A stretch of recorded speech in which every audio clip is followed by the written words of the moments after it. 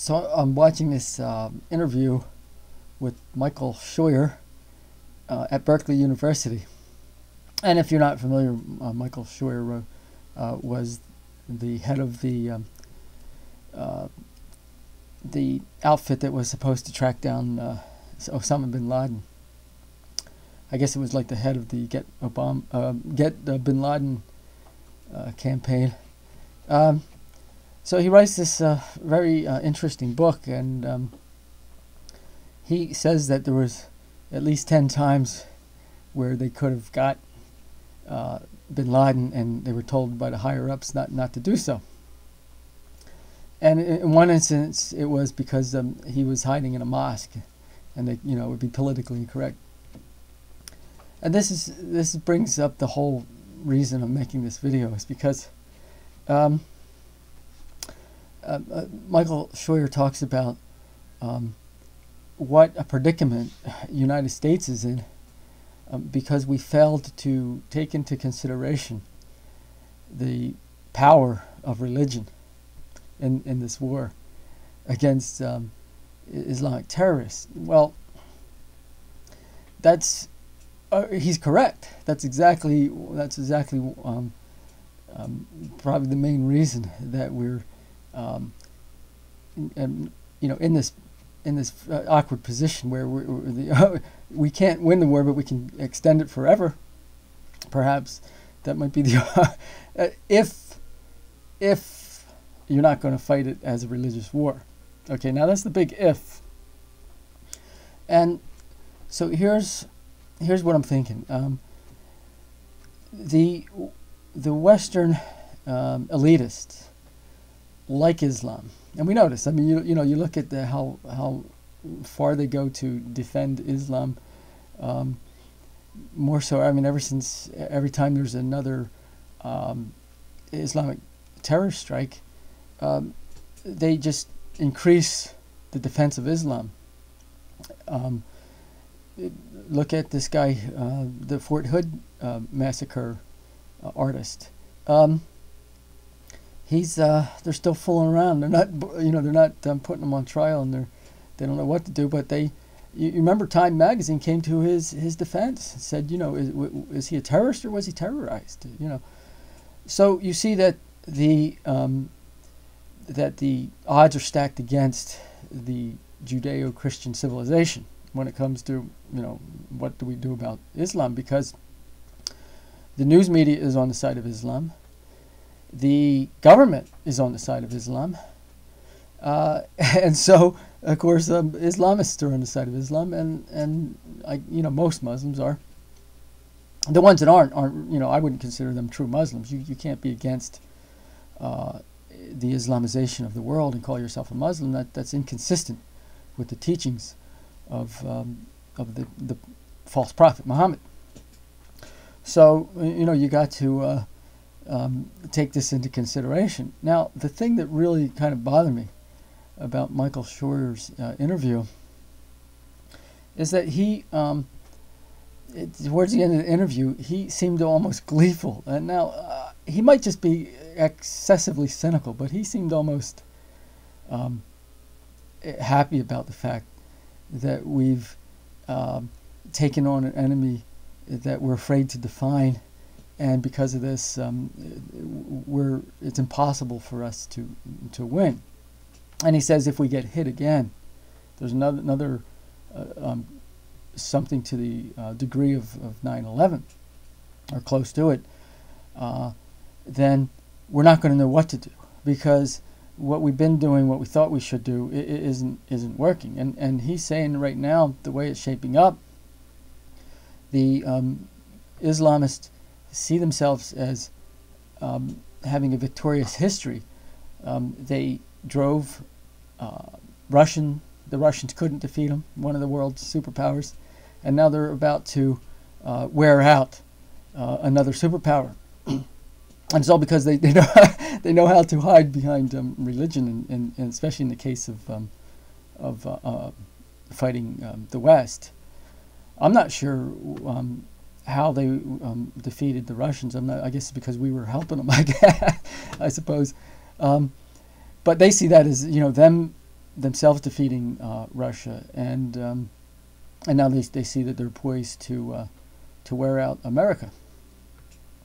Now, I agree with Scheuer's assessment up to the point that this idea that we have no more targets, that we've run out of bullets, so to speak, in terms of what do we do now, because we've been sufficiently frustrated by allowing, not just are we allowing these people to hide behind religion, but we discouraging anybody who brings up the fact that this is a recipe for defeat.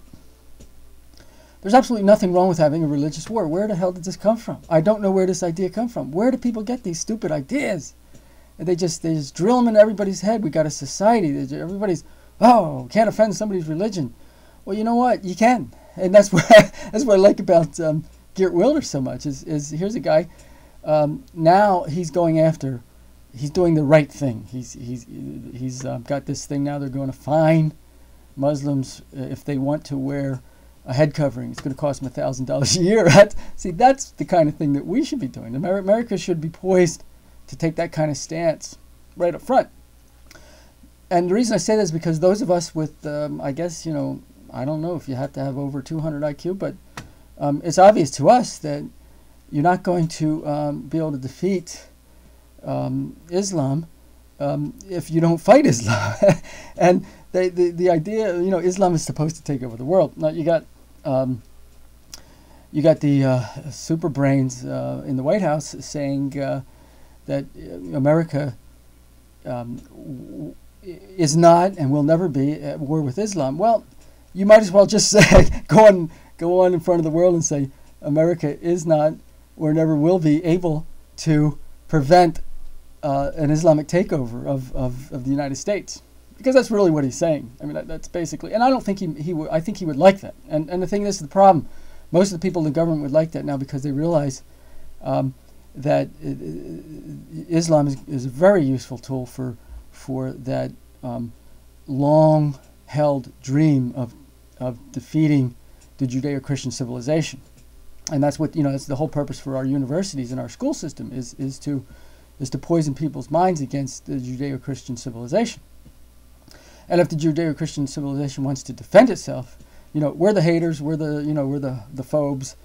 And so, see, the problem is that the Judeo-Christian people have allowed ourselves to be cowed into these positions. Started, for instance, well, it didn't start. I mean, it's been going on for a long time. People hate the God of the Bible, and you know, they'll use government, they'll use the school system, they'll use whatever they can, including Islam now, especially to defeat the people that believe in the God of the Bible. Now, the Americans, when they first tried to take God and the Bible out of the schools, should have said, well, fine, but we're not paying for the schools anymore. You think the Muslims would pay for schools when they get into the majority, or even not even a majority, when they get a sufficient threshold of population? You think they're going to not to want to dictate what goes on in the schools? We've seen this in England. The anti-Judeo-Christian government in England wanted to promote homosexuality in the grade school. I had one of those silly books that that people write to try to normalize homosexuality, and the Muslims said, no, we don't want it. Take that book and stick it where the sun don't shine. Now, what did the British government do? They took the book and stuck it where the sun don't shine. And the Muslims know how to, Muslims know how to dominate a culture. The thing is, when they do it, they do it in such a way that everybody has to conform 100% to the teachings of an illiterate thug. With the Judeo-Christian domination of the culture, which is what should dominate, Judeo-Christianity should dominate the West. We allow much more freedom. We allow freedom of expression and so forth. Now, something like homosexuality, I think that should be in the closet, but I don't think we should hunt people down and kill them, which would probably happen in an Islamic climate. Not necessarily, but there are things that Muslims would hunt down and kill if they were dominating the culture. So I'm just saying, no, we don't need to hunt down people that practice homosexuality and kill them. But I'm just saying that it shouldn't be something that's condoned by the government or allowed to have public expression. That's where it becomes ill-advised, because public expression of homosexuality brings the curse of God onto the nation. I'm sort of getting off the track here, but this is how we have to think as Jews and Christians. We need to dominate our culture, not be pushed around like a bunch of wimps. So I'm thinking, let's start with Britain. Now here's here's what they did. They're actually building, when they build these new apartments and stuff, they're probably actually people on assistance, and Muslims, and they got the toilets facing away from Mecca, in compliance with Sharia. Well, I think that's wrong. I mean, that's not. We don't face our toilets away from Mecca. That's not our culture. So what they need to do is get those toilets and face them towards Mecca. And I think America should force, use sanctions to get Great Britain to comply with what we say. That's the toilets are facing the wrong direction. So we should boycott Britain, or maybe embargo, whatever we have to do to get those toilets facing back towards Mecca. And that's how you dominate a culture. You can do it just simply with something that simple. You're not hurting anybody. You're not killing anybody. You're just saying that we don't. That's the expression of Islam is not allowed in our culture because it's one that contradicts our culture. It contradicts our sense of freedoms.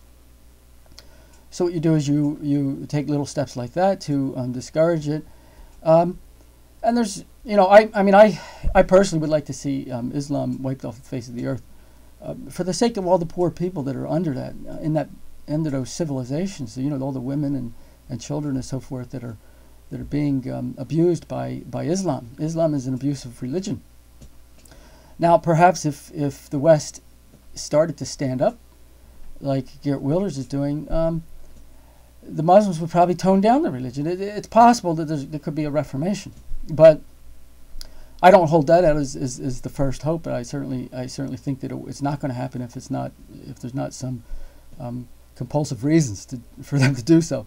And basically what happens is, if you tone it down, the matter of fact is to tone down Islam is not really true Islam according to the way Muhammad wanted it.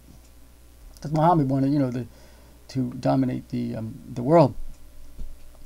So what you're really doing is transforming Islam. You're not reforming. You're transforming it into a whole new religion, something that Muhammad never actually started, or even Allah never even started the religion that we have to transform Islam into. So to me, that's probably not a bad piece of advice, but I'm not that that kind of person. I'd rather have a frontal combat with the religion itself.